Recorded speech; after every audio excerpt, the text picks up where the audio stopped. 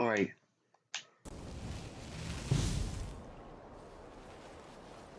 Alright, welcome back to another episode of Genshin Impact, y'all guys. So yeah.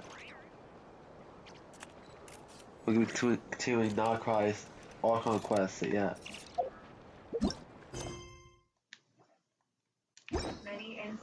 Many insects Now, eat further or do.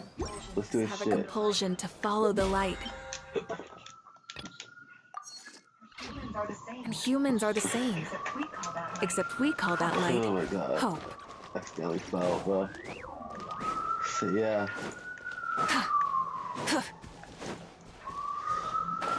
Yeah. Doing this Narcry. Shit, bro.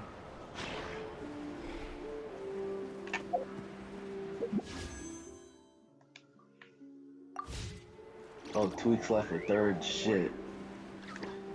Let's go.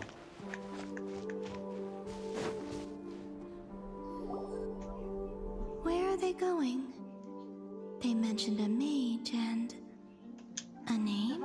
So, Mr. Varka, are you acquainted with this Nicole? Or should I call her Mage N? Ah, not really. We've never met, though she has come up in conversation. From what I've gathered, Alice kind of took Nicole under her wing. Taught her how to speak in a more ladylike fashion.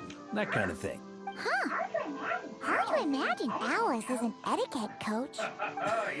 Yeah. Alice is a larger-than-life personality, I'll give you that. But then again, that's why she's able to draw such an eclectic mix of people into her inner circle. If I remember correctly, being an interesting person is actually one of her main entry requirements. So, if you ever wanted to join the Hexen Circle, I'm sure you'd both be eligible to apply. Nope. Probably the Traveler's the only one that could actually apply. Hey! Don't go around making promises on Alice's behalf. I wouldn't dare. I'm just trying to paint a picture of the Hexen Circle for you. Okay, sure. Anyway, since none of us have ever met Nicole, how are we supposed to find her? We can't just go up to every woman inside The one and that's ask, walking, hey, that's probably are you Nicole. Maybe something she's wearing will give it away? Like, a windbloom pinned to her chest or something. Wait a minute. Alice never said Nicole was from Mondstadt. Oh, true. What about the tea set? That would be this young lady, then?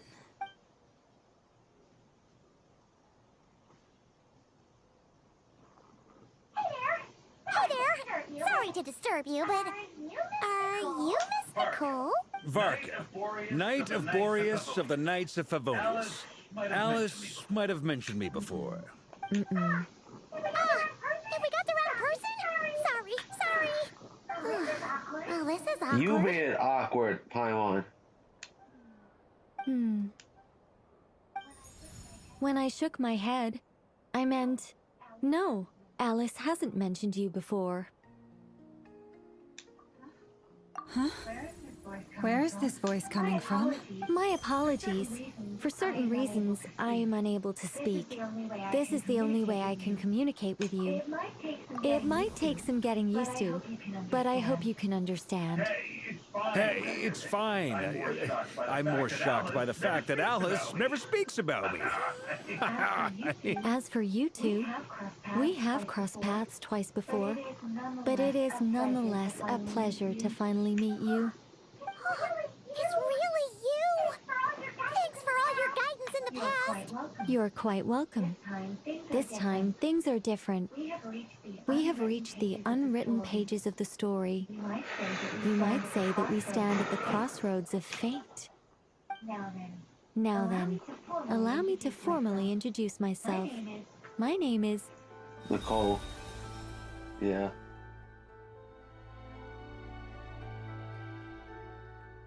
Alright, so how much I want to bet that Nicole will probably also be playable in the future, probably. So yeah. I could imagine how big the roster would be after the game's completion, bruh. As in the entire Genshin game completed. As currently the story is still ongoing in Genshin Impact, so yeah.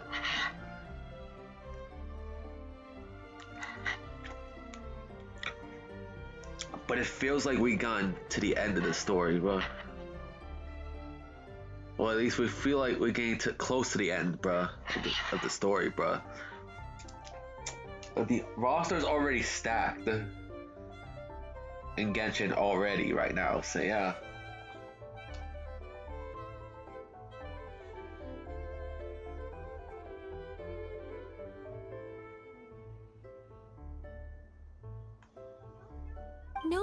No, stop! Alice! I can't believe it! Damn. So Alice was the one that put that there. I had a whole speech prepared. I'd agonized over every single word. She always picks the worst moments to ruin other people's plans. Damn. So that means Alice could be a bit of a dick at times.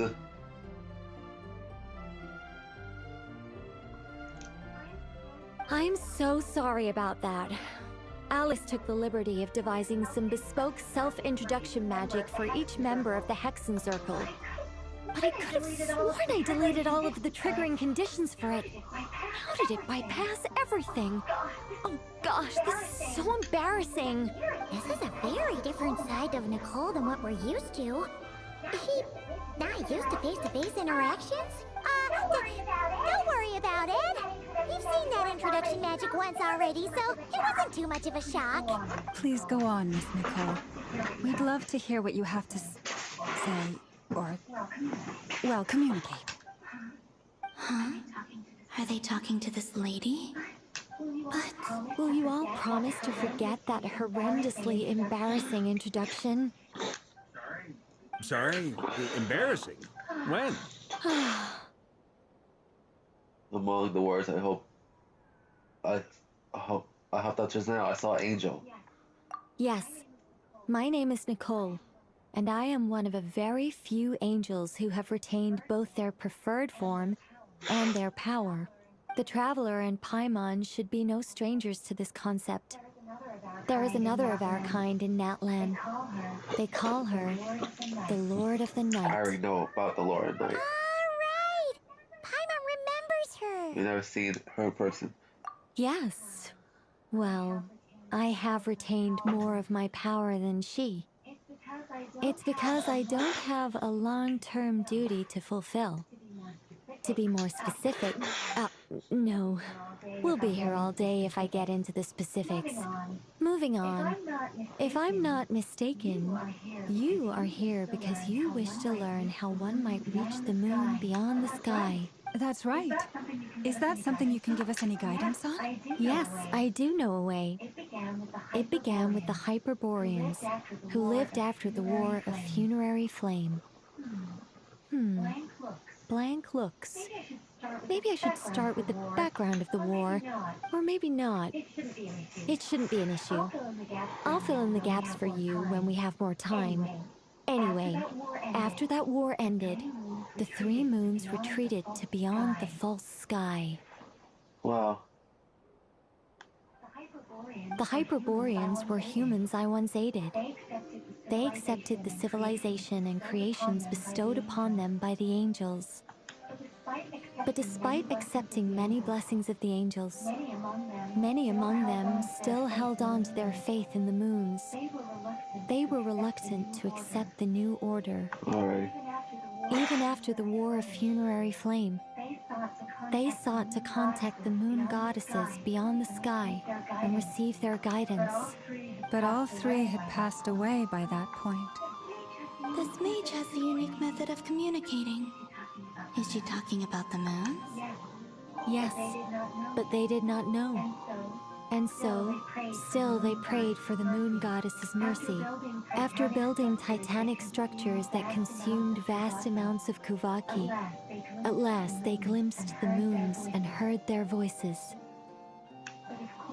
But of course, they were gravely disappointed, for it was then that they realized The 3 moon goddesses were dead. Oh, that's such a sad story. It is.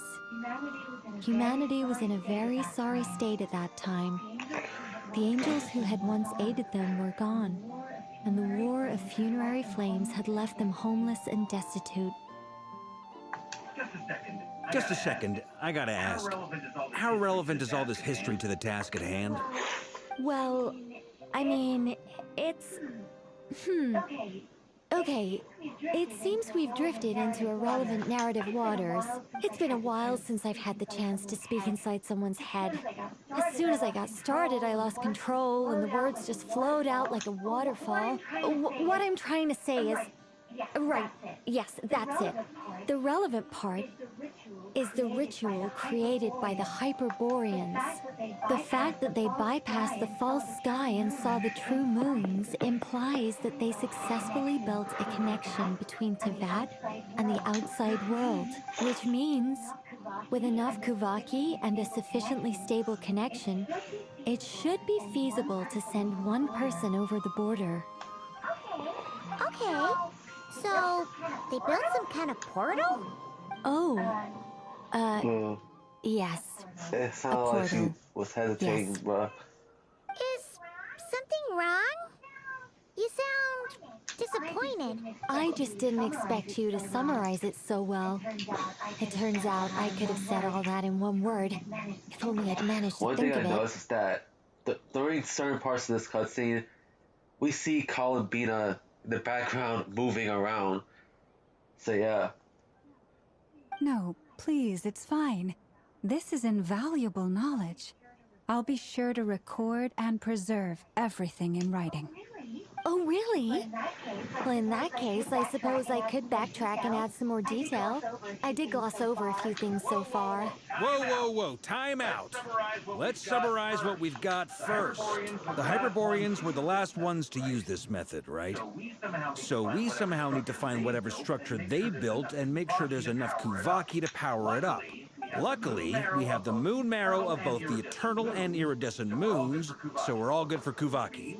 Which means the key issue we need to focus on is finding the place. Am I right so far? Yes.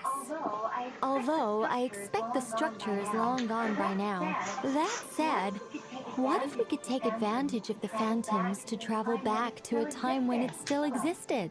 Well, travel back isn't quite accurate. It's more like we'd be creating a handshake between 2 points in space-time. We wouldn't even have to pick a time when it still existed. It could just be a time when it still appeared in phantom form via projection, or we could project our own phantoms, fold them together, and...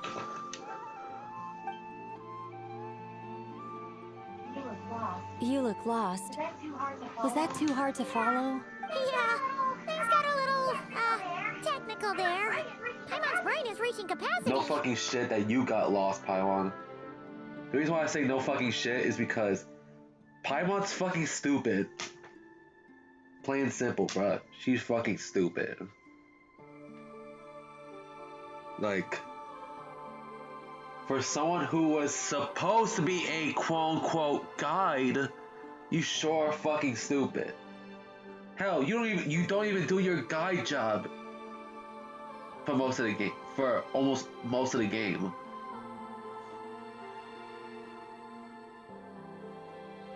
Like, what in the living hell? Like, you only acted like a guide in Mondstadt and in Nasha Town, which is in Nagcry.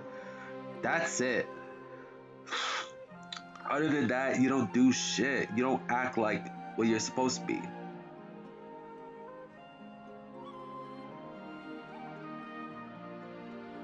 Yeah, I know. It comes off as one of my usual arguments. But I'll say this once and I'll say it a million times. I hate Paimon. I hate her, bruh. And I will admit, I have no problem talking shit about Paimon. Because of how horrible Paimon is. So yeah.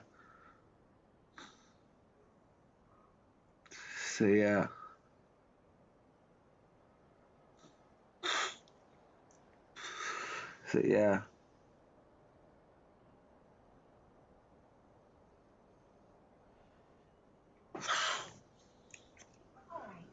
All right.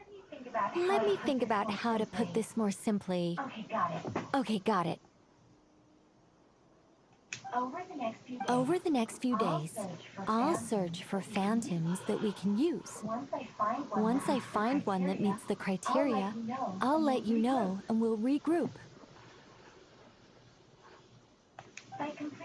By completing certain rituals, specific individuals will be able to enter the phantom and make it to the Hyperborean structure.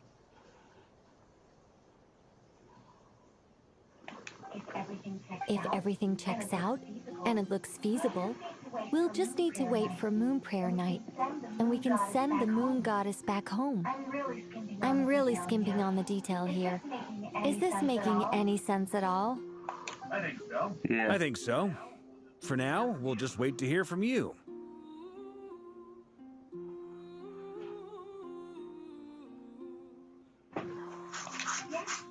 Yes. Basically, yes. Great. Counting on you. In the meantime, we'll focus on finding the Moon Goddess's name. My name? Are they looking for a way to stop me from disappearing? Yes, they are, Columbina. Excuse me, Miss... Go on, Miss Nicole. This conversation was a little all over the place.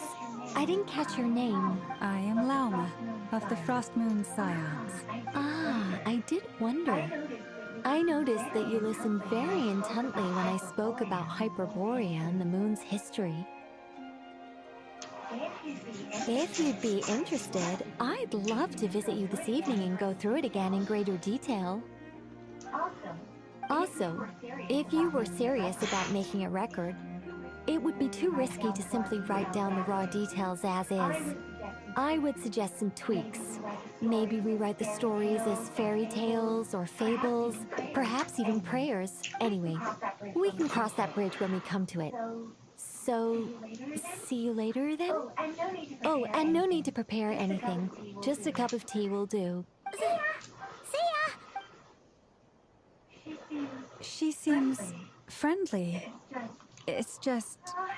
Oh, it's so nice to find someone who's actually willing to listen. I've been dying for a chance to finally go through all this systematically from start to finish. Any longer and I'd probably start forgetting it. Now Paimon gets why Alice told us to mind our heads. What did I tell you? A lot of quirky people in Alice's orbit. Now then, the next order of business is, where do we start looking for the Moon Goddess's name? Maybe the rest of what Nicole has to say might give us some clues. Once I've heard her out, I'll summarize the salient points and share them with you all. I'm also inclined to review our other documents. Yes, our faith was first established by our Hyperborean ancestors, but many of the more factually accurate records are from after Kuthar's birth. I have a bunch of Fatui. Actually, the Fatui in my nose line too. Sounds like we're gonna follow Columbina's journey through Devat, huh? In that case, we'll start by heading to the Frost Moon Enclave. Sounds like a plan. Take this with you. I'll see about getting in touch with the Fatui. It'll probably just be Arlecchino and Sandroni again. They're the only ones who would want to help. Thank you, Mr. Varka. Don't mention it. Honestly, I'm more comfortable dealing with the Fatui than prying into the details of a young lady's childhood. Catch you later. I should follow them, just in case there's some way that I can help. Go.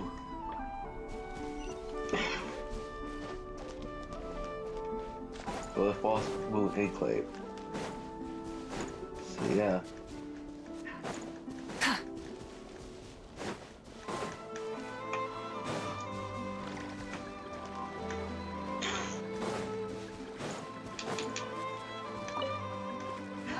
So yeah. This is the final streaming at night though.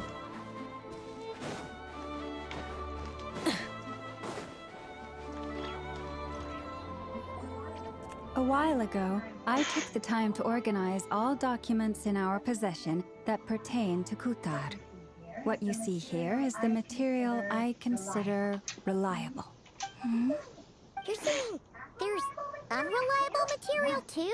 Yes. Most of the information we have was transmitted through an oral tradition. Inevitably, some of her stories were mythologized and deified over the years through countless retellings. That's why I organized them into reliable and unreliable. Yeah, because you gotta remember, you cannot believe every myth out there, bruh. Cause there are just some myths that are flat out false, bruh. So yeah.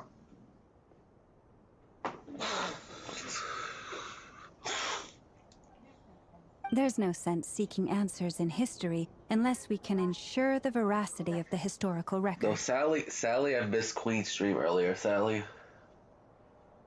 But thankfully, the episode I'm doing now actually focuses on the story. So yeah. Makes sense. All right, let's take a look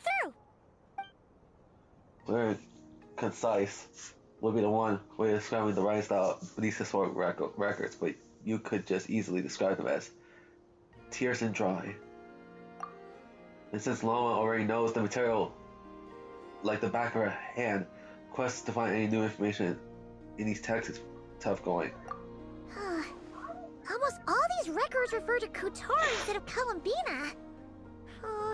Although neither of those is her real name. Kaima's not sure what point she's trying to make. Oh my god. The reason why, you might be wondering, why did I get angry when Paimon acts stupid comparing to the other characters in Genshin? Well, this is because of the so-called role that Horrorverse tried to give her. They try to have her be like, she's supposed to be this quote-unquote guide, and with a guide, you expect them to be intelligent, bruh. That's why I get pissed. Cause guides are supposed to be intelligent, as in smart. Yeah. What we can gather from these records is that the Frostmoon Scions worshipped her as a god, placing impossible expectations upon her. I cannot fault them for their earnest faith, but for all their devotion, worshipping her day in, day out changed nothing. I imagine that none of it resonated with Columbina. It wouldn't surprise me if, even back then, she had already begun to reject the name Kutar and everything it represented. Lama speaks the truth. Wow. So, Columbina herself rejected the name Kutar. Wow, that's crazy. When I heard them call upon Kutar with hope and expectation in their voices, they may as well have been calling upon somebody else. When you were organizing these texts, what criteria did you use? Well, that's a bit complicated. I looked at the level of detail, perceived authenticity, prose style, and how realistic their portrayal of Kutar seemed to be. Amongst the Frostmoon Scions of today, only I know of her existence, and I alone have spoken to her face to face. As such, I know that there are certain things she simply would never do. That being said, I have sensed some changes in her lately. Changes? Me? Seems like this is getting us nowhere. For what it's worth, why don't we check the unreliable sources too? Sure. Give me a moment.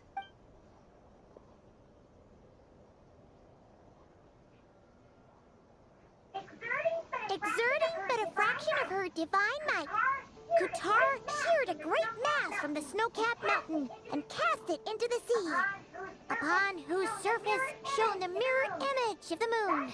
Thus was formed the island of Hisi. What the fuck? Yeah, right. That doesn't even begin to pass the sniff test. And I'm beginning to realize why is her voice sounded slightly higher. Why?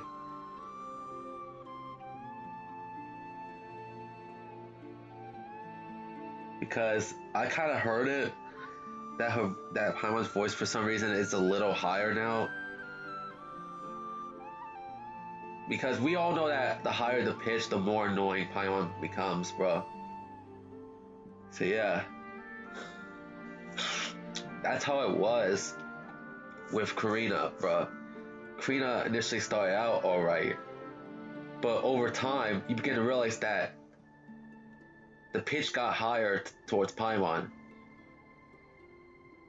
And she got super annoying, so yeah. Later on, so yeah. Before Karina stepped down from Hoyoverse, so yeah. Now the current VA is actually more tolerable currently, since she's not as annoying with the new VA comparing to Karina, bruh.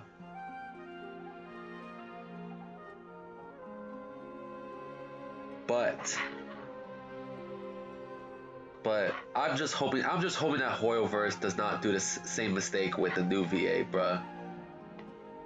And the mistake being to raise her voice or raise the pitch. Like, I'm just hoping it doesn't come to that, bruh. I'm just hoping. The 3 moons are not but lies through and through. Only one moon has ever shone for us, and Kutar is her name. The subjectivity is strong in this one. We have not something like this before in that one. The vast majority of ancient texts are filled with fanciful tales like these. I trust you understand my criteria a little better now. Kutar did not speak, merely gazing into the distance in silence. And where her gaze landed, this was her prophecy. Clearly, whoever wrote this text never even met Kutar.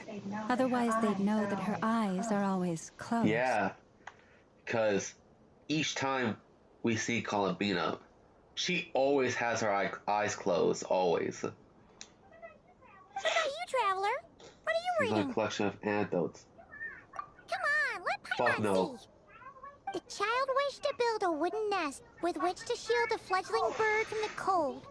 But being so young and lacking in strength, the child could not snap the branches from the trees. Kutar was passing by.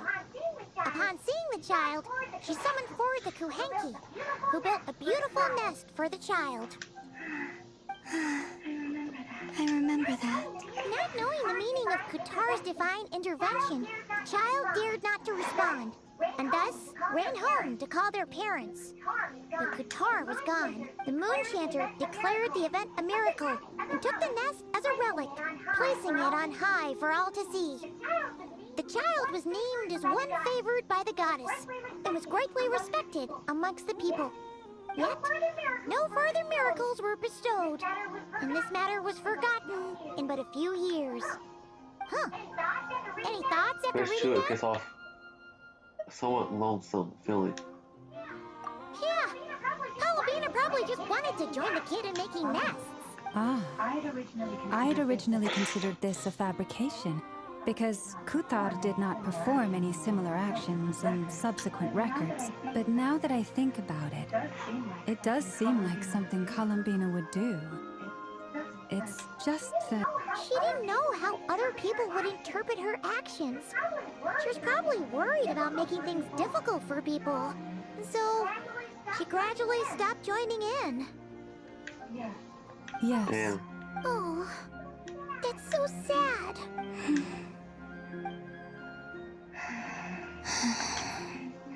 And now, I can make no such gestures of warmth, even if I want to.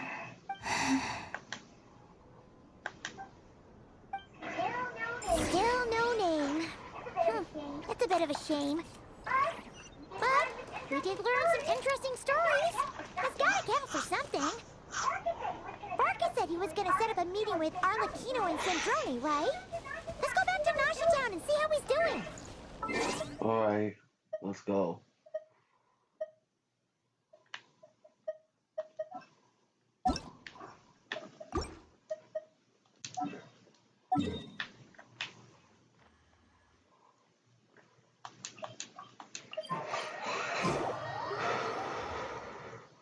So yeah, bro. Already half an hour, bro. Holy shit! Already half an hour passed. Let's see. There's Varka. Oh, and it's Druid and Albedo too. What sense is me again? Yeah, this is pretty much the same place we bumped into each other last time. I convinced them to stick around a little longer. We were all waiting on people, so I figured having a little company would help pass the time.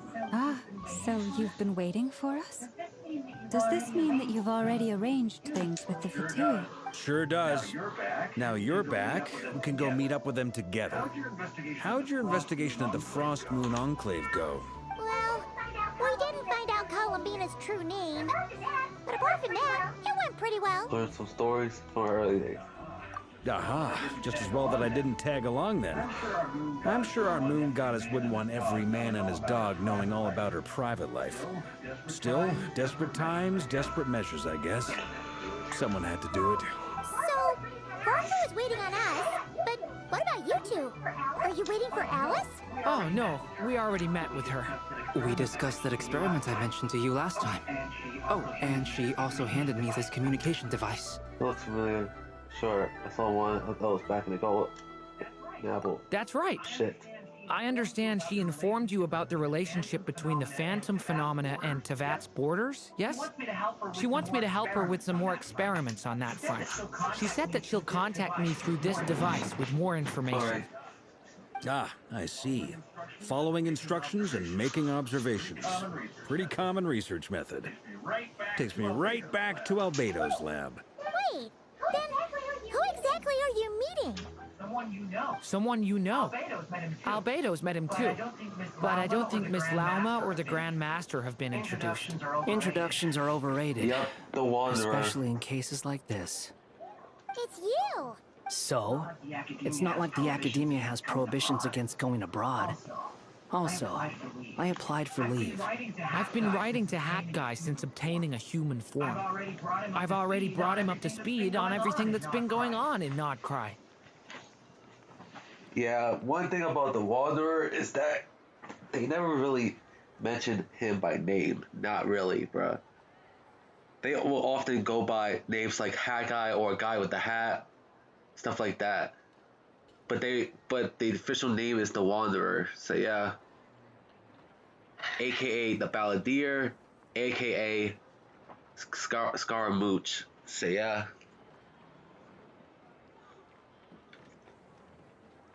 The reason why they never referred to him by name is the same reason why they never referred to the Traveler / sibling. The reason why, which is the same reason why they never referred to the twins, aka the Travelers, Aether and Lumine, by name, because you could basically name them however you like. So yeah, yeah. Despite them having official names, so yeah. So Aether and Lumine are referred to as the Traveler and sibling. The reason why I'm not adding the reason why I'm not adding respectively, because it depends on which character you decide to play as. So yeah. Hat Guy? Turns out I actually have heard that name before. Oh? Then why did you react the same way I did? I only knew the name, not the fella. But since we're all here, let's do some introductions for what it's worth. I'm Varka, Grand Master of the Knights of Favonius. Lauma, Moon Chanter of the Frost Moon Scions. And I'm a Driosh from the Vahumana Darshan of the Sumero Academia. Hat Guy.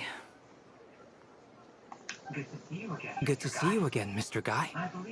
I believe we last saw each other on the boat right here. Like, he's just referred to as Hat Guy, bro, instead of the Wanderer. So yeah. So they came to Nodcry together. Mind you, the only reason I came here is because there's someone I want to look into. Who's that? The Doctor, also known as Dottore, second of the Fatui Harbingers. Just as I thought. From the tone of your voice, it sounds like there's bad blood between you. I was reviewing our archives and noticed that a lot of information about him was missing. He left a bad taste in my mouth. That's all there is to it. Dottore, or Zondique, as he was then known, once studied at the Academia, but he got kicked out before he could graduate. Damn. Zandique. I heard that name before, back in the ruins. When the Ibis King mentioned that student, that was the doctor? So the Harbinger's #2 man is a college dropout? How embarrassing for them. Last we heard, he was planning something. We actually heard that a few times before, even coming to Noctry. But we haven't seen a trace of him since we got here. He only appears when something interests him. For all we know, he might have left already. But the fact he did something here at all is worth noting. It'll fill a couple extra lines in his file. Why does it sound less like a file you're writing and more like a criminal record? Anyway, we were just about to meet 2 of the other Harbingers. Want to come along? You might learn a thing or two about him there. Sure. Even though they're harbingers, well, they're old acquaintances of ours, so, you know, when you talk to them, try to be... I got it. The Frost Moon Scion's relations with the Fatui remain tense. Forgive me if I do not attend. In that case, we'll continue assisting Miss Alice with her experiments. Good stuff. Everyone's having a fruitful time. All right, we better get going. I'll lead the way.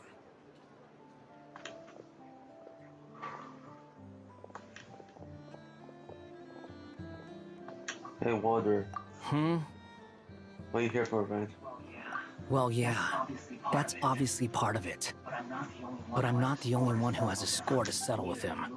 Neither you, nor Lesser Lord Kusanali, nor I want to see him meddling with Turn things up one again. thing. When we return, let's talk about Columbia. What's the hurry? Don't worry. Pigeons always know which way home is. After the conversation ends, the group splits into 2 teams. Alright. You made it. Who is this? A scholar from Sumeru. They call him Hat Guy. He's an old friend of the Travelers. Wait, this is the Academia representative you wrote about? He doesn't exactly look the part. I believe this will prove my identity. You'll notice it bears the seal of the Sanctuary of Surasthana. Well, what do you know? So it does. All right then.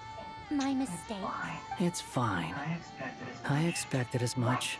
What? So as I mentioned in my letter, the Academia's got its eyes on Dottore. But this matter remains top secret. Apart from those assisting in the investigation, the fewer people who know, the better. If anyone asks, I'm here in Noctry to pursue my personal academic interests. Gotta say, Martha, you did pretty well to keep all this under wraps for so long.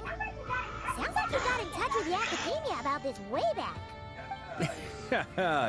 you flatter me. What reason do you have to disclose information about Dottore? Where do I even start? Remember that time we fought Rerir at Star Sand Shoal? He sure let me have it then, didn't he? I'll bet Dottore had that all sketched out, with me as his convenient little pawn. He could not care less about us if he tried, but hey! The feeling's mutual. Does Dottore really strike you as the sort who values his relationships with his colleagues? Fair point. Definitely not. Which is why I always keep my guard up whenever he starts making suspicious moves. To that extent, our motivations align. On top of which, I consider you trustworthy people. Now, back on topic. In the wake of the Reikir of Solnari episode, Sandrone and I grew suspicious about Dottore's complete inaction during the entire affair. So we tried to find out what he'd been up to, but unfortunately to no avail. He never lets anyone in on his plans. The more he cares about something, the more secretive he gets. Indeed. Perhaps he believes that by keeping a low profile, he can avoid trouble. But that trick isn't going to work on his colleagues. Yeah, I mean, he's been researching the ancient moon's remnants. And he's been trying to get his paws on the moon marrows. Only an idiot would believe he doesn't have something more planned. With this in mind, I returned to Snezhnaya and relayed my thoughts to Her Majesty the Tsaritsa, entreating her to have him recalled. That's pretty direct. Did the Tsaritsa agree? Yes. I made it abundantly clear that the Fatui's business in Nodcry is almost concluded, and we do not need 3 harbingers in this territory. Her Majesty concurred. Accordingly, Dottore has returned at her orders. I imagine he is continuing with experiments, which no one besides he would ever have any interest in. Common sense might mean nothing to him, but he's not stupid. He knows that no good can come from opposing the Tsaritsa. Smarts alone won't get him all the way. He needs the Rooster's resources and Regrator's Mora, both of which the Tsaritsa can strip from him by waggling a finger. But doesn't he have a track record of publicly following orders while going against them in private? He probably has it down to a fine art by now. Wouldn't put it past him. We worked together on a research project once. Only briefly, but it was enough to show me that we're fundamentally different people. He has no interest in doing things methodically, stage by stage.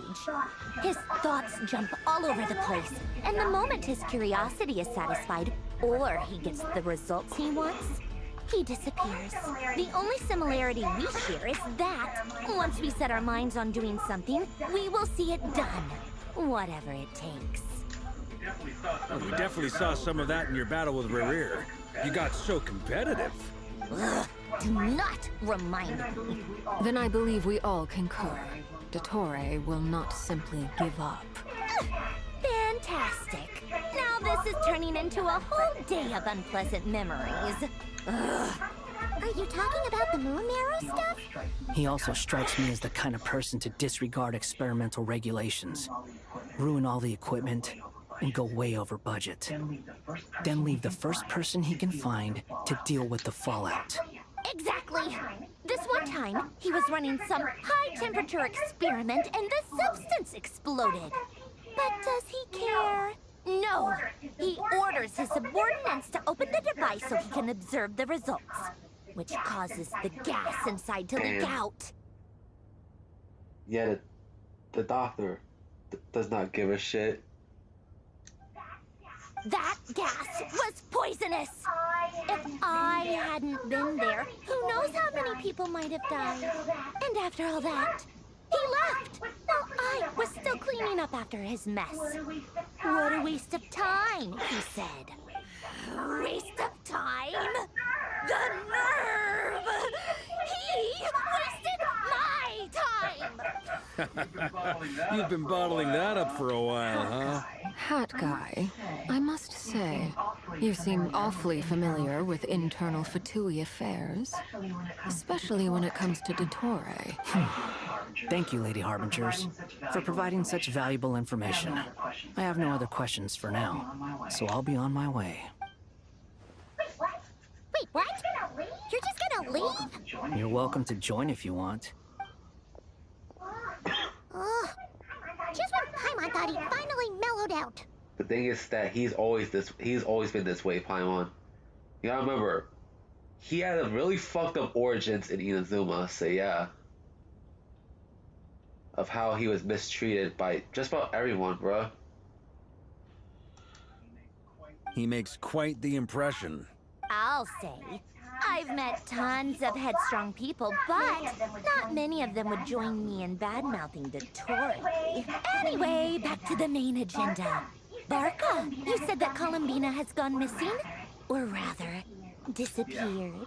Yeah. We're working on building a connection between her and this world. The simplest method is to find out her real name. I've actually asked her that question before, but she said she didn't know. Considering our relationship, I doubt she was lying She to could have me. given you a pseudonym. What did she do? do while she was with the Fatui? As far as I recall, she was never dispatched by Her Majesty to claim a gnosis or anything like that. The Tsaritsa's plans had long contained a place specifically for her. I always thought that was weird. What could she do that the rest of us couldn't? Knowing what we do now, it's probably something related to Kavaki, right? More than likely. When she first arrived, Columbina would often go to Her Majesty and ask when she could start the task assigned to her. But Her Majesty always gave the same reply. The time has not yet come. So she spent her days in Snezhnaya doing basically nothing. Wow. The Tsaritsa has summoned a beautiful blind maiden to be a harbinger, giving her the third seat by virtue only of her enchanting voice. Damn. It was a dumb and stupid rumor, but the reality of the situation made it hard to refute. And what happened after that? I imagine she stopped caring.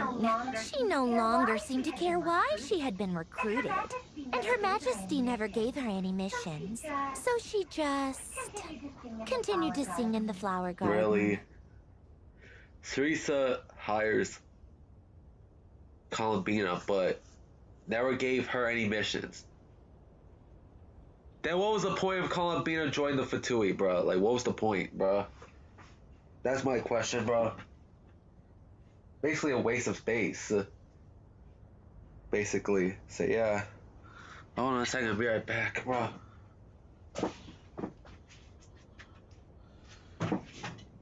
Oh my god.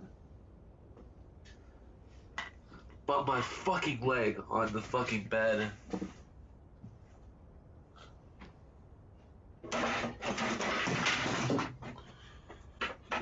Damn. Oh my god.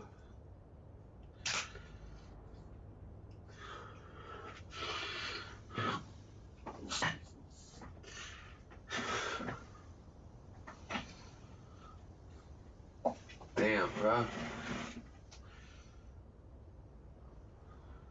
So yeah.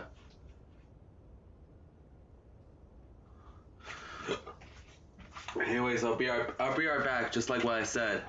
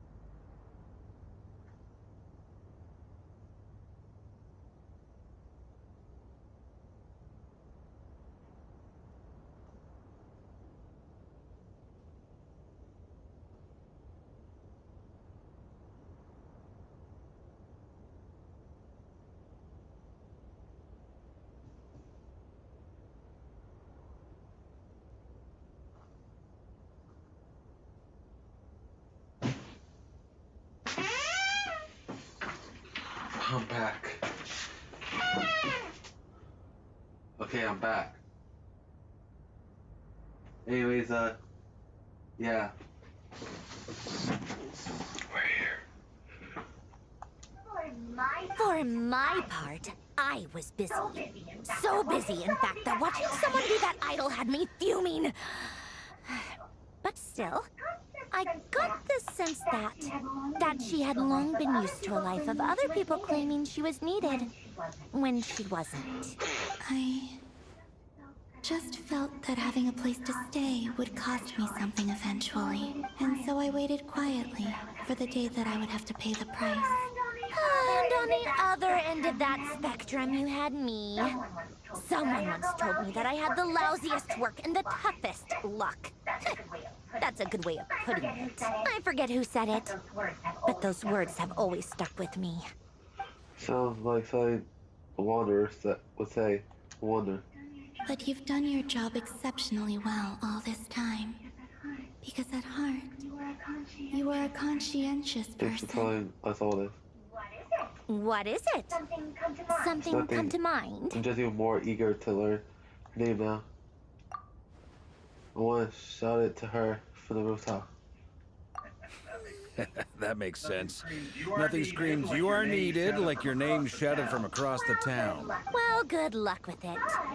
But if you ask me, Columbina is still the most shoutable name. I'm just so used to it now. After all the arguments we've had, I can't be bothered trying to remember another name for her. Nor I. Sandrone. Harlequino. Sheffer von shooting moves flower past. Huh! It's a Sealy! Does that mean Nicole has news for us? Ladies, I thank you for your hospitality. If the chance ever comes up, I definitely owe you both a drink sometime. I'm sure it will. You can make your own way out. Heck, you've been here enough times, you probably know your way around better than I do. Okay, time to do what adventurers do best. Follow that Sealy!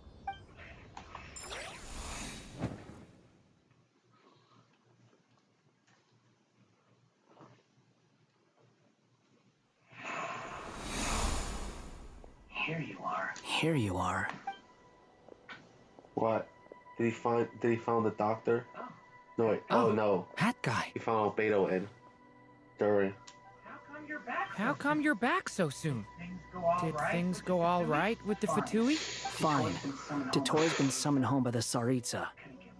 Couldn't get much more than that. How about you? Any progress with the investigation? Unfortunately not. We've tried everything. Different phantoms, different locations, different points in history. But the results were the same each time. Abyssal monsters roaming the land. People crying out in despair, with no hope of being rescued. Every time I see it, I can't help but think, is this what it was like in Mondstadt when Dragonspine Durin attacked? Yeah, kind of. And if I fail in the task I've been given, will I create yet another tragedy? That's just meaningless speculation. When we encountered similar phenomena previously, I tried to interfere with those illusions, using sounds and lights to guide them. However, we could not change their fates. At most, we were able to extend their existences. The events of the past are like fate that has been written into Irminsul. There isn't a living thing in Teyvat that can escape its past. But Miss Alice instructed us to try to find ways to change the outcome that these phantoms face. It's an impossible task. Can't you just refuse? Since she asked us to do this, I feel like it can't truly be impossible. Or if it is, well, mages can make the impossible possible. I could not have been born as Durin otherwise. But you also said that your past 39 attempts were fruitless. That's true. But you're still going. Yes. After this many futile attempts, surely you realize that you're not doing this because you still believe what some mage told you. It's because you want her hypothesis to come true. It's something you wish for deep inside. So, think for yourself about what you want to do. As long as you don't believe it's futile, it isn't. Yeah. Previous experience indicates that we cannot touch the phantoms, which limits the effectiveness of our interventions. If we want to clear this hurdle, we need to break this rule somehow. Same thought here. Following the same rules means repeating the same failures. Reducing ourselves to mere playthings of fate. So you mean we need to figure out a way to make contact with them despite knowing that we can't? Yes, and I suspect that's something only you are capable of. Everything in Teyvat is logged in Irminsul, but the withering that once occurred in Sumeru was a sign that the Great World Tree was being corrupted. This corruption allowed things that should not have existed in Teyvat to appear. This is tantamount to rewriting reality to an extent. You're saying abyssal power might be able to affect those phantoms? No one's ever tried it before. If you're gonna try it, it'll take courage. And you have to be confident that you can control it. Is anyone there? Has anyone seen my daughter? She's missing. I have to find her. I hear someone inside. Spargana? Are you in there? Ah! If I can use my abyssal powers to warn him that there is danger here, maybe it'll change his decision. Maybe he'll stay away. Yes. The important thing is not the nature of the power, but rather how you use it. To intimidate and obstruct. Sounds about right for the Abyss. Well, let me try. I should be able to influence that thing. Alright. Have you seen a little girl? What? This isn't the time for that! Just run! Back! I hear someone inside. Spargana? Are you in there?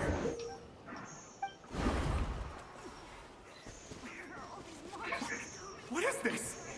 Looks dangerous. I should get out of here. So, He really left.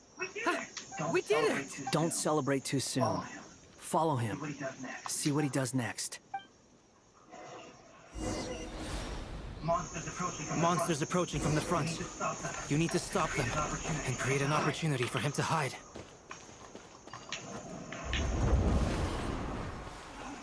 No! There's monsters ahead!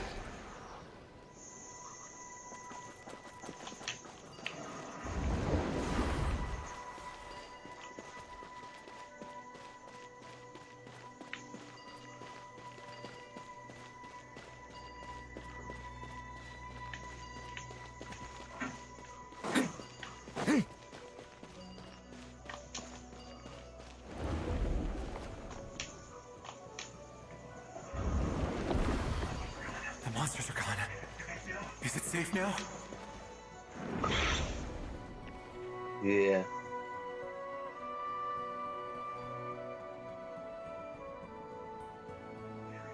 The barrier's gone too. How odd. Anyway, I guess I'll keep going. Quickly, let's keep up.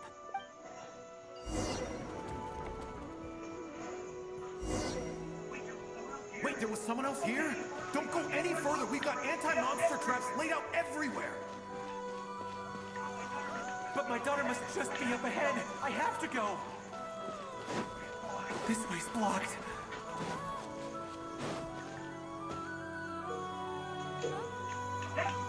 Hey, we might be able to use the explosives over there, but we need to take care not to hurt him.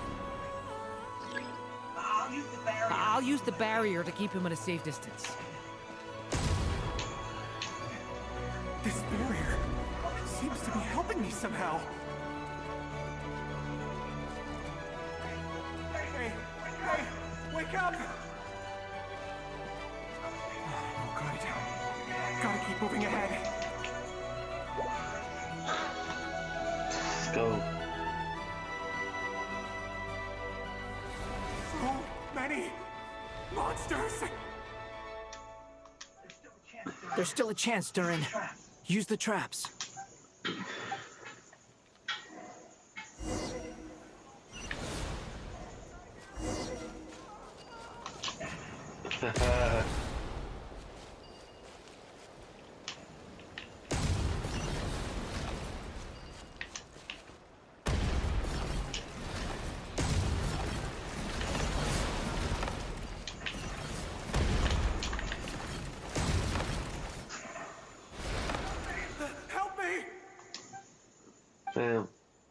his man said and returned to the place of origin.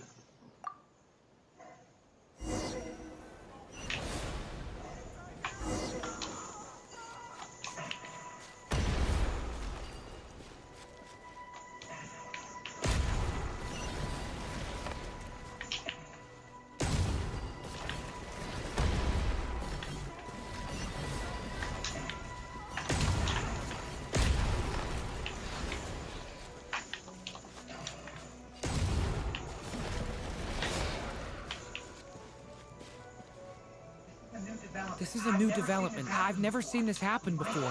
We might just be able to save this person.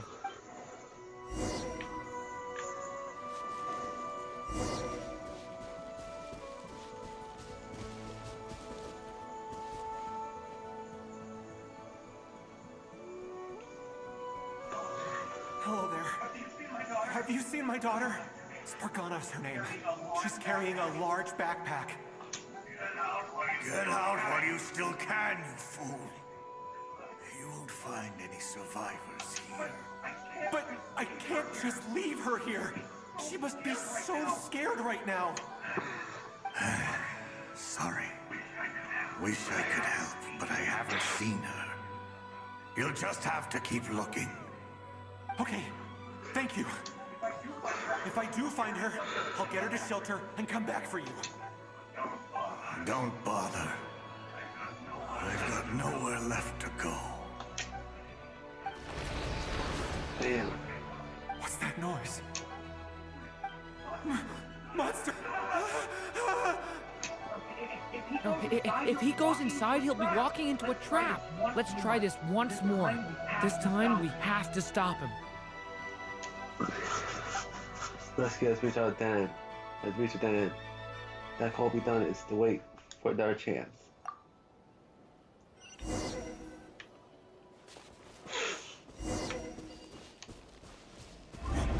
Why? How will I know where Spargana's gone like this? You know what? I'll trust this strange barrier. It's gotten me this far after all.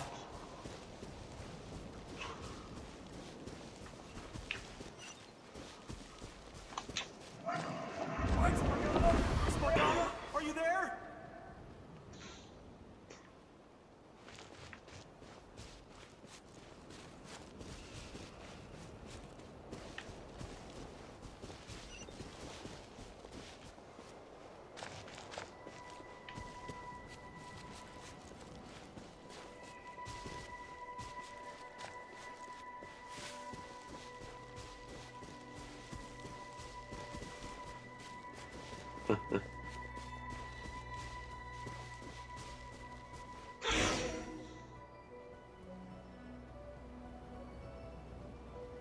Huh?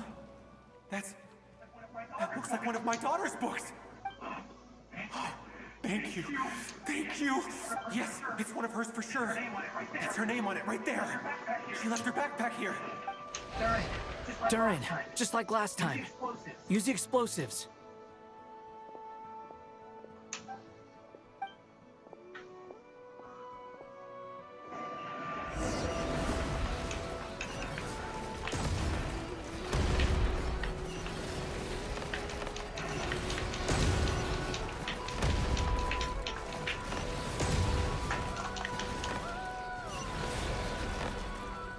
Uh-oh. It won't work. There's not enough left. If he makes it in, he'll die. But then, this clue could be the key to him finding his daughter. It might not be the only one. Better he misses that clue than loses his life. I guess so.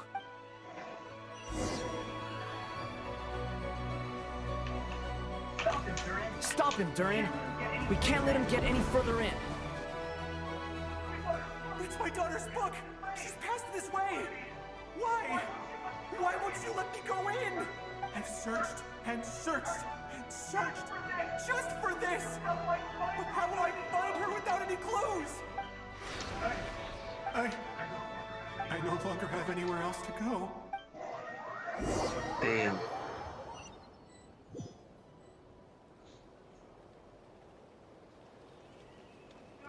I'm sorry. I'm so sorry. He refuses to go anywhere else. Whether he opens this door or not, all that awaits him now is death. We couldn't change his fate. Albedo? Hat guy? Let's try one more time. I don't know how we're gonna do this, but I don't want to give up either.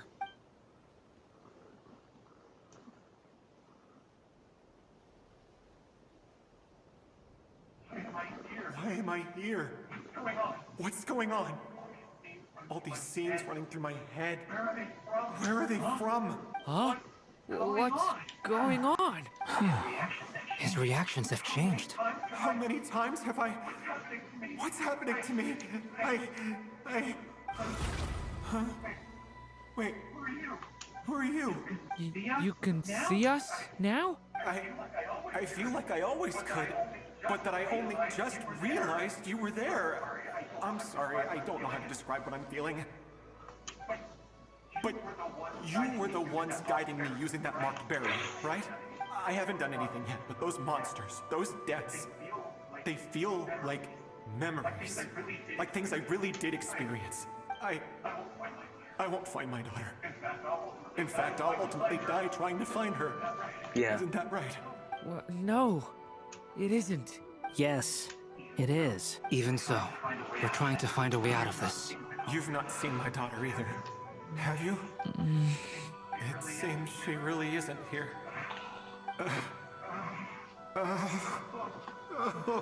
I'm sorry we couldn't help you. I'm just tired. Maybe this is destiny. Maybe it doesn't matter how hard I search. How long do I have left? Experience says 15 to 20 minutes. 15 to 20. Thank you for all your help. Let's rest a while. You look exhausted too. Now's not the time for you to start pitying us. It's not pity. I'm just realizing that I've only got 10 or so minutes left. You know?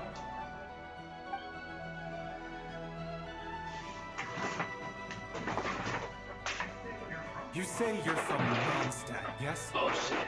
A place with windmills, where people enjoy limitless freedom? Oh shit.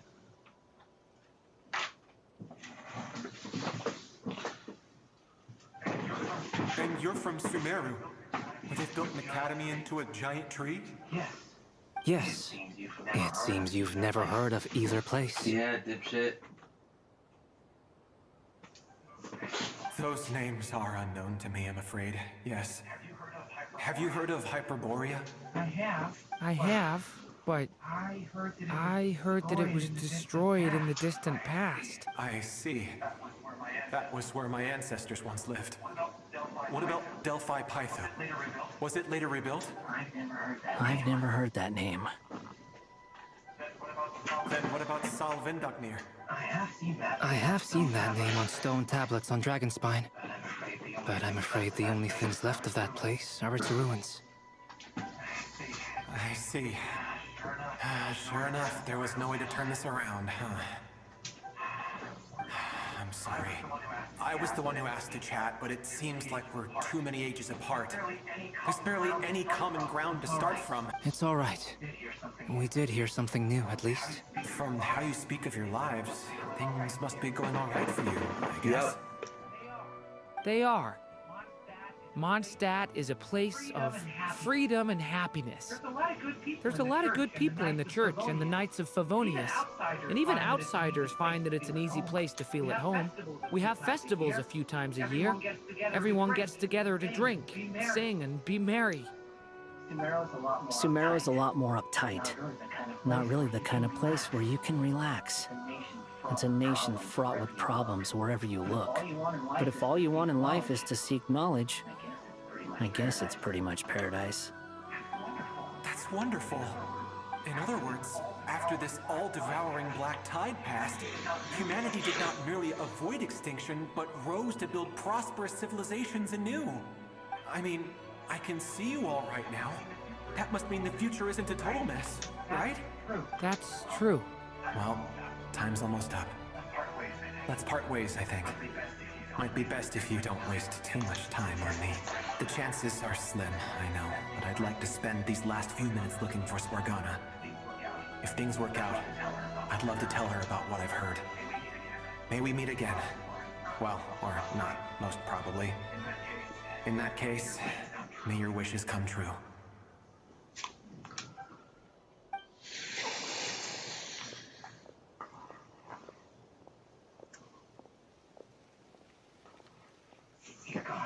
He's gone. In a few minutes, he will meet the end that was his to begin with. The ending of this tale did not change, but I believe that we've just made the most progress we have yet. May your wishes come true. If only it were so simple. Hat guy, could I ask you a question? You've never talked about your past. It seems complicated, and it weighs heavily on you, too. Would you be willing to tell me about it? I mean, sometimes it's better to get things out in the open. Take that guy we try to help, for instance. At least he said goodbye with a smile, right? I know about Albedo's past. Our experiences are very similar, and he created me. As for you, you're my first friend, and you've witnessed every step I've taken. But by comparison, I know nothing about you. Either way, I mean, we're still best friends. But if I knew more about you, I might understand your thoughts a bit better. I've told you about myself. I'm a student at the academia. Yeah. But the thing is that little does Durin know is that there's more to his past than that. So yeah. As we saw previously in Samaro, bruh. As previously we saw when we did the shit with the Wanderer, or the Balladeer as he was known as at the time. So yeah. And what did you do before that? Prepared for the entrance exam? All right. If you really don't want to talk about it, I won't press you any further. I was a puppet built from the branches of a white tree, using technology left behind by the Conrian schools of mechanical engineering. A white tree? You mean an Irminsul tree? Yes, a branch of Irminsul that was once connected to the main tree. So you had a human creator too? Yeah, but my creator abandoned me after deciding that I was a failure. After that,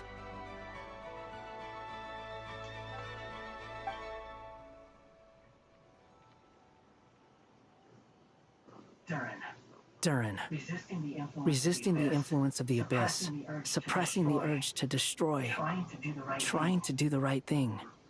None of these things are easy, but no matter how hard they are, trying to rewrite past wrongs is far harder. You asked me if you would create a new tragedy if you failed.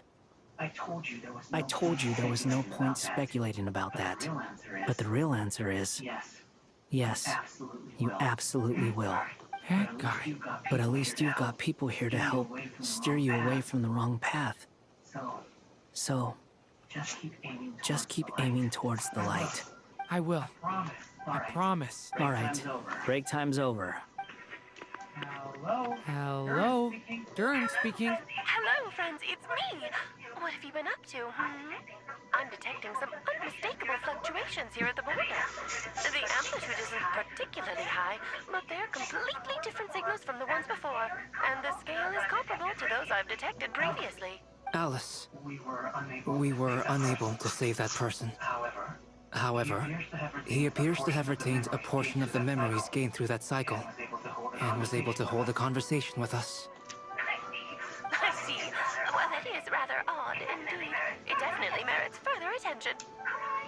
Could I trouble you to keep trying the same approach? I need to gather some more data. Counting on you. I should probably have Nicole come and check this out as well. And this was Act 5 of Nogcry, bruh.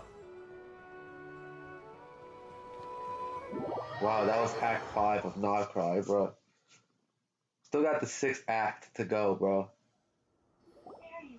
There you are. I was worried you might stop to collect treasure chests opened by the Seelie along the way. It would have taken you so much longer to get here. Another conversation I cannot hear. I am delighted to see that you understand what takes priority, and that your adventurer's instinct has not swayed your resolve. Really, I must applaud you for it. You should know. Paimon's head. Okay, I'll try and keep it short. My senses are telling me that this is where we shall find the entrance to the ruins. Oh, cool! Look, what are we waiting for? Let's open it up and see! Patience. This was a sanctuary of great importance to the Hyperboreans. A special process is required to open the gate. Oh! Like the place that housed the Eternal Moon's Marrow? He's like the ancients are very fond of making tricky gate puzzles. Okay, so what's the plan? Need us to do anything? And just a short version, if you can.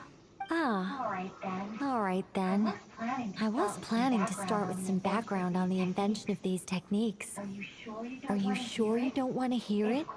It's quite informative. Remember what he was saying about priorities? Fine. Simply put, we need 3 human representatives to successfully undergo a process of Kuvaki resonance. Think of it as a test from the 3 moon goddesses to see if the entrants are qualified, with the most recognizable qualification being Kuvaki. Pretty sure Alama would ace that test. Oh, wait. We need 3 people. I also have no doubt that the Moon Chanter would be qualified, but we would need 2 other people with the same constitution. Therefore, the most feasible method is not so much to follow the rules, but to figure out how the test functions and find a workaround. I've done some research, and it turns out the mechanism is rather crude. We'll simply need humans to stand before it who have sufficient Kuvaki energy within them. I'm with you so far. How do we get the Kuvaki in them? The easiest way would be transfusion. Take some Kuvaki from Nodcry's soil, put it into the bloodstream, and get it circulating in the body. So we're going to cheat on the test? Precisely. There are other methods, but this is the simplest one. Cheating the system is much easier than trying to hide from it. Huh? Sorry? Does the idea of cheating upset you, Miss Loma? No, that's not it. I suddenly had an idea. Oh, what is it? It's about Moon Prayer Night. I figured out a way for Guthar to join in the festivities. Huh? But as Paimon said, we need to have our priorities straight. Let's get back to the test. I'll follow up with Nefer on the festival arrangements. Oh, okay. Anyway, is this really the best method we have? A Kuvaki transfusion sounds dangerous, no matter how you slice it. If you think that's dangerous, wait till you hear the other methods. I'd be more than happy to go through them if you'd like. There are several? No need, we're good. Let's go with this one. Very well. Kuvaki transfusion it is. Now, I should mention that the risks can be greater or lower depending on individual compatibility. It would be rash to simply infuse the Kuvaki and hope for the best. If the body rejects it, the reaction can be quite severe. The symptoms are similar to another condition that some people living here suffer from, known as congenital Kuvaki sensitivity.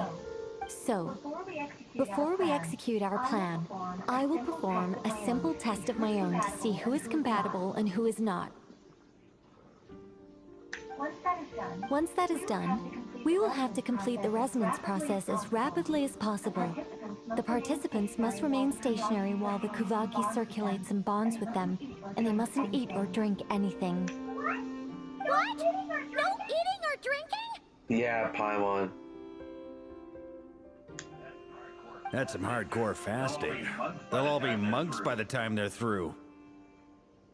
How long would they have to keep that up? 3 days. Oh, that's so long! And we still need to find 2 more people who are not just compatible, but Also willing to volunteer. Fasting? What are they talking about? I'm only 20. Really? Don't you want to think this through? Count me in too. 3 days without food? I can handle that. Miss Nicole has made it clear that this is the easiest way. The way I see it, there's nothing else to discuss. It's time to step up. This period completely fasting for a few days is nothing. Yeah, you're right. In that case, Paimon volunteers to be captain of logistics. She'll keep the fires lit and grab some spare clothes to keep you comfortable. Nah, you don't even do anything, Paimon. Then we'll start with you first, Traveler. Please step forward.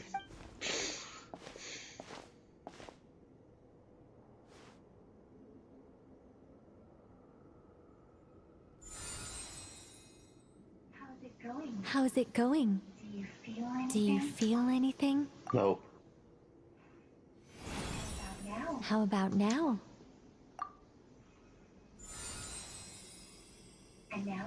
And now? Still nothing. What about now? Did you do something? You guys, it's not a competition, you know. All right, I'm officially impressed. Even as a descender, you can withstand far more than I imagined. It's like I summoned a giant stone titan to arm wrestle you, and your arm hasn't even moved an inch. In my last attempt, I infused 5 times the amount of Kuvaki required. Yes, safe to say, compatibility won't be an issue for you. You're eligible to join. You're next, Mr. Varka. Sure, here goes nothing. All right, I'll start where we left off. 5 times the required Kuvaki dose. Whoa, hey, wait a minute. How's it going? No, not great. I kind of want to puke.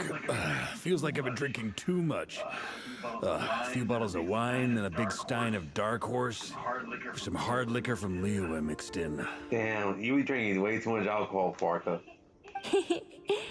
You think this is funny? I just lost to a young lady in an arm wrestling contest. I'm never gonna live that down. My apologies. I'll lower the concentration and try again.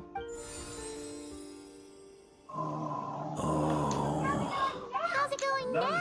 I'm not as dizzy as last time, but I can still feel it pulsing around. In that case, you wouldn't be an ideal choice, Mr. Varka.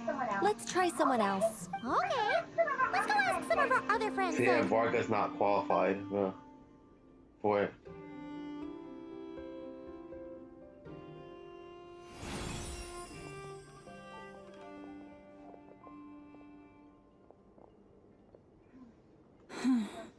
No surprises here, Miss Moonchanter. You're perfectly compatible. You may join. So far we got the Traveler and Llama currently. Now someone will have to take Varka's place. I'm getting a slight headache. Shame. You were so close. Whoa, I'm itching all over. Allergic reaction. We can't have that. Huh? Well, are you gonna start a what? The Hexen Circle is an organization that cares for and protects children. We will not have them do dangerous things. Not even tests. Okay, so far Nefer can't handle it. Nefer can't do the test, but she was so close. Yehoda is allergic to that stuff, and I know it was too young to do the test.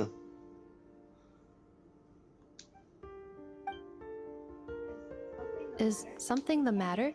The candidates have to be human. And Nefer's a robot, so she can't join. I guess that rules me out too. Yeah. Huh. Everyone except the Moonchanter got beaten. Guess I don't need to feel so bad after all. Looks like this isn't gonna be as easy as we thought. Perhaps I could ask for volunteers among the Frost Moon Scions. I'll see about talking to some trusted Lightkeeper colleagues. Heatlua springs to mind. So since it's humans only, that means both Nefa and Flynn's automatically don't qualify for this test. In fact, I think we had some former Frostmoon Scions join our ranks recently. Can you give me the scientific explanation for how the test works? I can probably make some kind of test bot. Then we can just zip through Nasha Town, going up to people and pressing a button to check their status. Wouldn't that be way easier? No. Wow! No elaboration for once. How about I contact the Knights of Favonia's garrison in the Wave Chaser plane? Shame that Lohan's already left. And that guy's even tougher than I am. Strange. The moon goddess is clearly revered by many people. So why is she on the brink of disappearing? She mentioned that the world has rejected her from the very beginning. And when we fought the Rapier of Solnari, it seemed like she exhausted her power for our sake. Also, I'm not sure revered is the right word for how people feel about her. Gratitude, certainly. For my part, anyway. It's basic reciprocity. She helped us, so she deserves our help in return. Yeah. Even though she looked like she didn't care, she still saved a ton of people, including me.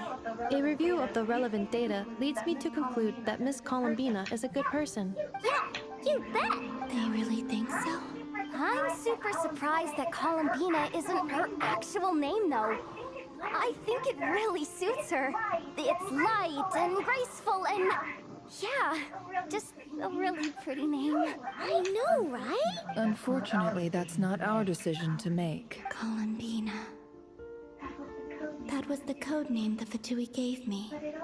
But it also came up in the song I heard when I was born. But... is that really all there is to it? What do I truly think of my own name? Is there anyone left who will still call me by that name?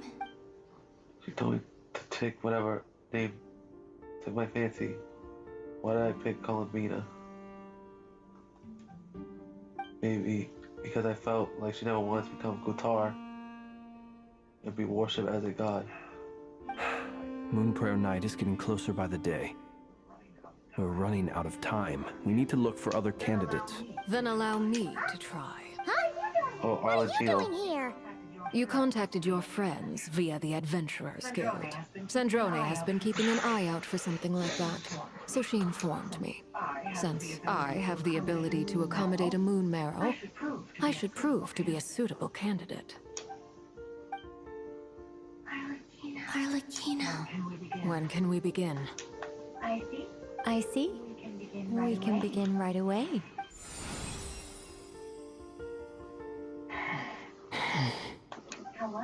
How was it? Did you feel any discomfort? Not at all.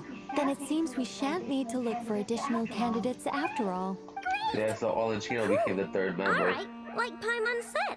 The rest of us can take turns making sure the three of them stay warm and comfy. Then, my job is to take care of the caretakers. I will ensure everyone receives food and accommodation. I'm ready as well.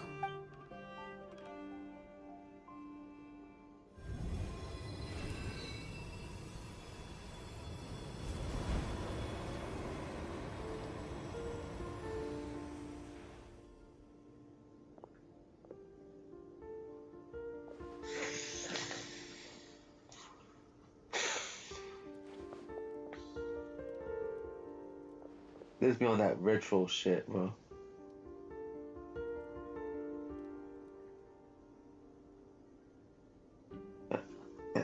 And it did say Act 5 ended, though, so...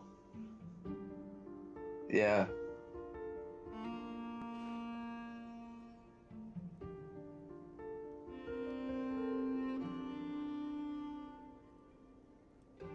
Yeah, no interfering, Paimon. work is done. The sacred scroll shut. The stars grow dim, the people silent. The white sun sets, the silver moon rises. O path to the temple, appear now before us.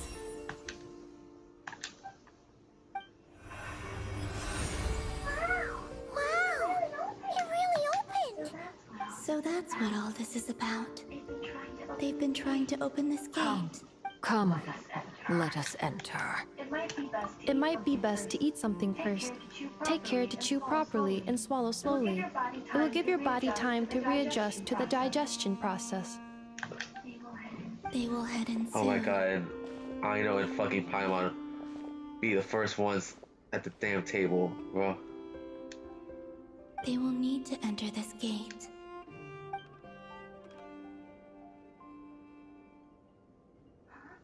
Huh? I cannot pass through. Is it because I have no physical body? It has been 3 days. My strength is all but completely faded. Can I really hold on until Moon Prayer Night? And it's the start of Act 6. And final part of Nodcry, bro. But the question is that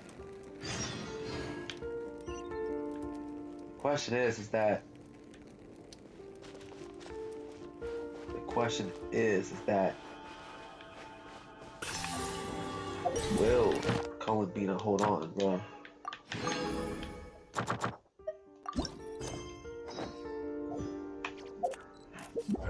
That's the main question, bro.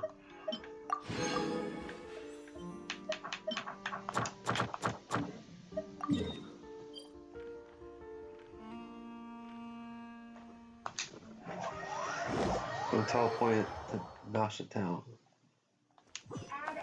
Ad Astra Abyss. Thank you for completing today's commissions. Here is your reward.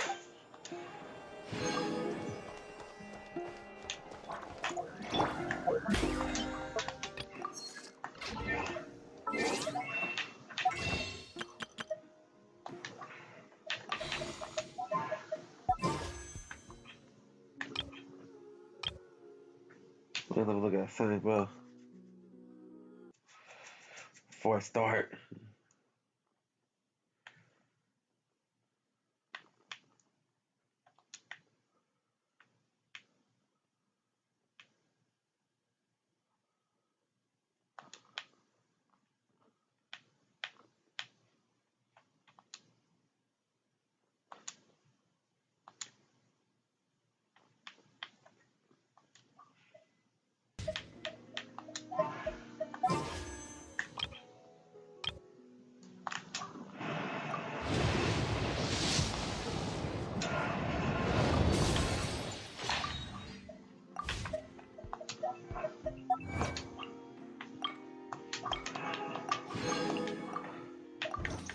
That is fucking crazy, bro.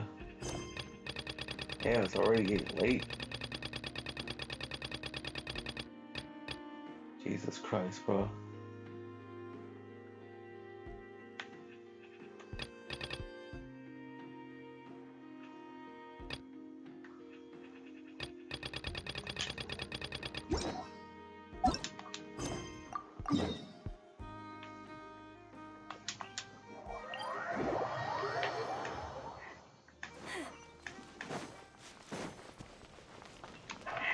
See ya next episode, bro.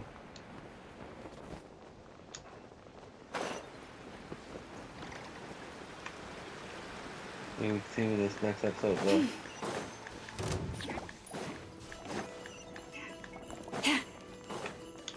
But yeah, we get so deep in, bro. The shit, bro.